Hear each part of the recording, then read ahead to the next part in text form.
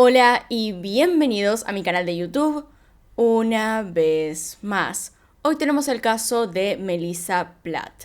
Antes de empezar quiero destacar que la hermana de Melissa estuvo hablando con varias personas de este medio acerca del caso, para darlo a conocer más, justamente porque piensa que fue una terrible injusticia y que se podría haber hecho mucho más. Ha contactado a varias youtubers, así como también a podcasters, para hablar del tema. Incluso a Kendall Ray y Danielle Hallan, dos personas que por cierto recomiendo mucho. Deben saber que no suelo mirar videos de este tipo de contenido porque es como mirar trabajo en lugar de descansar, pero me parecen tan buenas y honestas que las sigo de todos modos, así que son 100% recomendadas y con ellas justamente habló. En el canal de Kendall pueden ver un video de ella explicando ciertas partes de la historia y comportamientos extraños. Así como también algo que me parece muy importante, que es el actuar de la policía, del jefe de policía en esa situación, el cual, por cierto, y les adelanto, no hizo nada. La hermana de Melissa es una de las fuentes más confiables, así que vamos a estar usando parte de lo que dijo ella, ya sea en la descripción de Melissa como en lo que fueron los hechos desde esa perspectiva. Si quieren saber más al respecto, les dejo los lugares en donde vi que habló abajo en la descripción, y si quieren agregar algo más, por favor déjenlo en los comentarios. Ya saben, así que acá en la que está en pantalla pueden ver el resto de mis casos, y acá abajo tienen mis redes sociales por si quieren seguirme en alguna de ellas. Así que sin más, comencemos.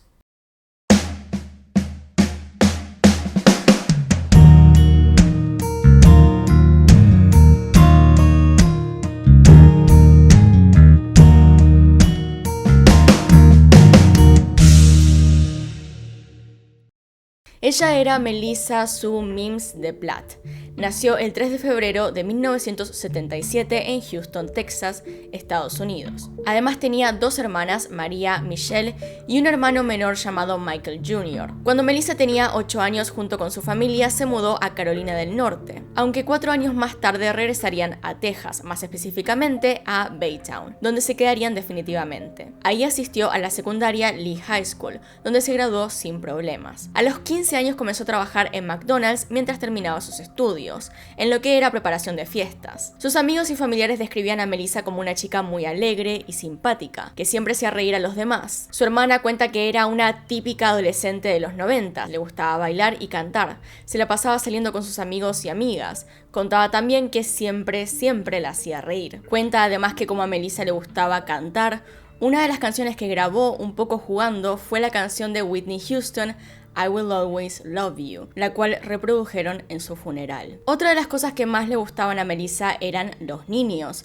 Le gustaba mucho cuidarlos y estar con ellos. Estaba muy segura de que quería ser madre. Lo que su hermana puede decir con seguridad es que era una persona muy alegre, siempre con mucha energía y también extremadamente cariñosa con las personas que tenía cerca. Era muy querida por su familia. A los 16 años se mudó nuevamente a Jacksonville, en Carolina del Norte, donde su hermana María estaba con sus hijos, a quienes les hizo de niñera. Como decía, le encantaban los niños, así que no tenía ningún problema. Su sueño de ser madre se cumplió apenas terminado el secundario, ya que en octubre de 1995 nació su primera hija, Brianna, hija que tuvo con quien sería su futuro marido, el señor Platt. No hay mucha más información respecto a esta etapa de su vida o al padre de Brianna en general. Melissa estaba muy feliz en ese momento con el nacimiento de su hija. A partir de esto permanecieron en Jacksonville, donde intentaron formar una familia. Su primera hija tuvo algunos problemas de salud. Afortunadamente, con atención médica y tiempo, se solucionaron. Y en el 2003 nació su segunda hija,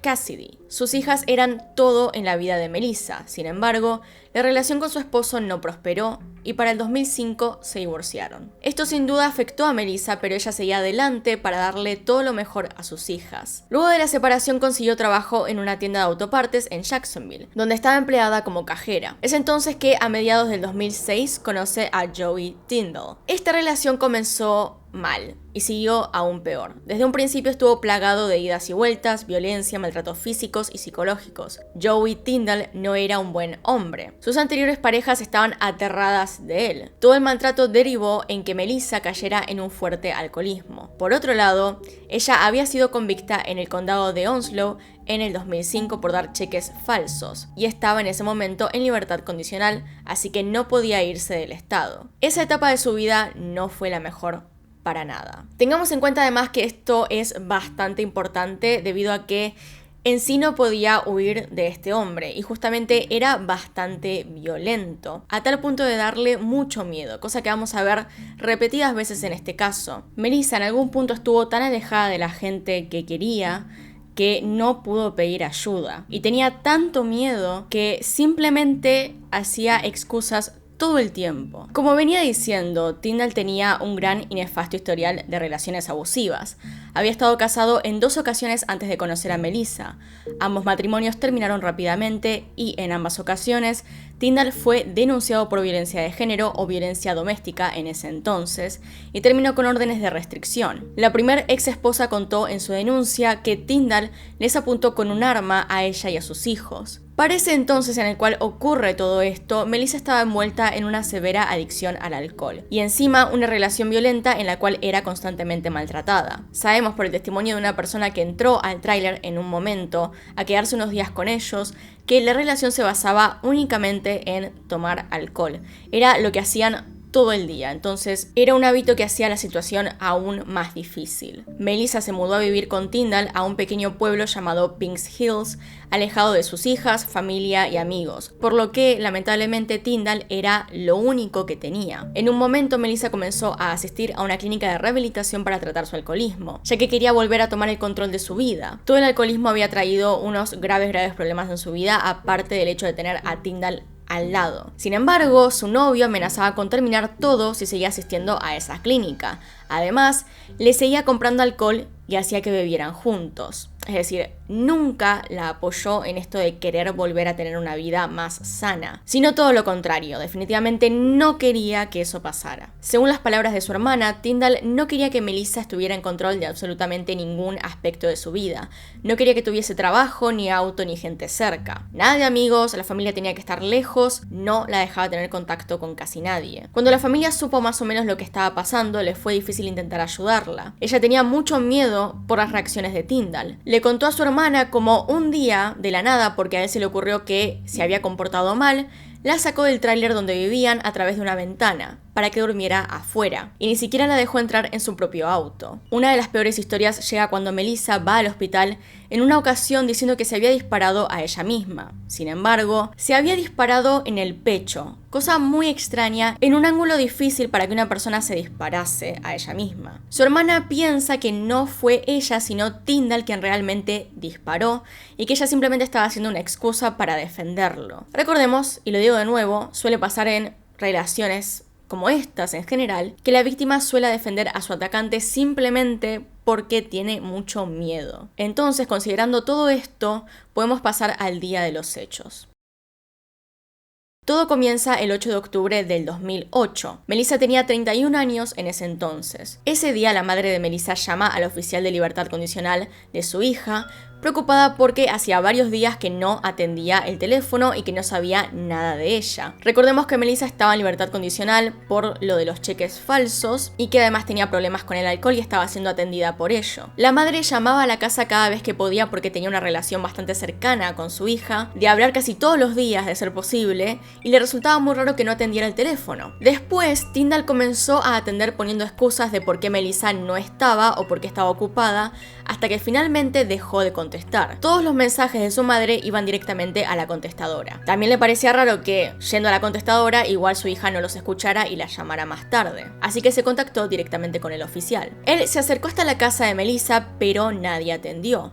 Luego de esto llamó a la policía y a servicios médicos, ya que por los diversos problemas de salud que tenía Melissa a causa de su alcoholismo, podía estar en peligro. Cuando los oficiales llegan a la casa, se encuentran con una situación alarmante. Melissa estaba acostada en una cama, envuelta entre sábanas con su propia orina y heces, y estaba apenas consciente. Estaba cubierta de heridas y marcas por todo el cuerpo. Tenía marcas evidentes de golpes en la piel, descoloración, y dicen que el olor que emanaba era absolutamente imposible de ignorar, lo cual hacía preguntar, ¿Joey Tyndall, que vivía con ella, no se dio cuenta de esto? ¿Cómo una persona podía dejar a su pareja en ese estado? ¿Cómo una persona podría dejar a cualquier otra persona en ese estado viviendo en la misma casa, en el mismo tráiler? A partir de esto, Melissa fue llevada inmediatamente hasta el hospital. Cuando fue atendida en este lugar, los médicos se dieron cuenta de que su estado era peor del que imaginaban. Tenía hemorragias internas en el cráneo, la mandíbula fracturada, además de decenas de moretones y lastimaduras que tenía por el resto del cuerpo. Mientras estaba ahí, le hicieron una craniotomía apenas llegó. Y luego, durante el tiempo que estuvo internada, fue sometida a varias intervenciones quirúrgicas. Pasó la mayor parte del tiempo inconsciente. Estaba viva, pero en sufrimiento. Sus heridas eran demasiadas, y el estado en el que estaba viviendo dentro de la casa era inconcebible. Habían dejado una botella de licor al lado de su cama y la habían encontrado desnuda de la cintura para abajo. Además, uno de los huesos de su pelvis estaba fracturado. Tenía los 2 ojos negros con moretones y el abdomen igual, pero aparte tenía muchas más cosas. Todo lo que se puedan imaginar que propiciarle golpes por días a una persona pueda ocasionar. Eso y más. Es que no terminaría nunca de describir todo lo que tenía en el cuerpo. La llevaron a otro hospital y con el cuerpo lleno de medicación para el dolor, contó por fin lo que le había pasado. Primero dijo que había tenido un accidente de auto. Un accidente de auto no te dejaría así. Y en todo caso no explicaría por qué estaba en la cama cubierta sin que nadie llame a ningún médico. En realidad tendría que estar internada en sí, no médico en casa, no. Internada tenía que estar. Después dijo que simplemente se caía mucho, que era torpe y que por eso se caía un montón y se terminó haciendo todo esto. A ver, para que se den una idea, no tenía casi dientes, le faltaban un montón. Por lo tanto, una caída, un par de caídas en la casa no te hacen eso. Lo que voy a decir a continuación es algo que la hermana de Melissa menciona no solamente a las personas con las que habló, sino que también llegó a quejarse por Twitter, diciéndolo una y otra vez, ya que no es algo que parezca cuerdo. El oficial a cargo de este caso básicamente lo ignoró. No solo no arrestaron a su pareja, sino que además decía que la estaba cuidando. La razón del por qué la estaba cuidando era porque se encontraba en el tráiler con una manta encima y él supuestamente le daba de comer. ¿Cómo? Tenía la mandíbula rota. ¿Cómo exactamente? Quiero saber cómo le daba de comer.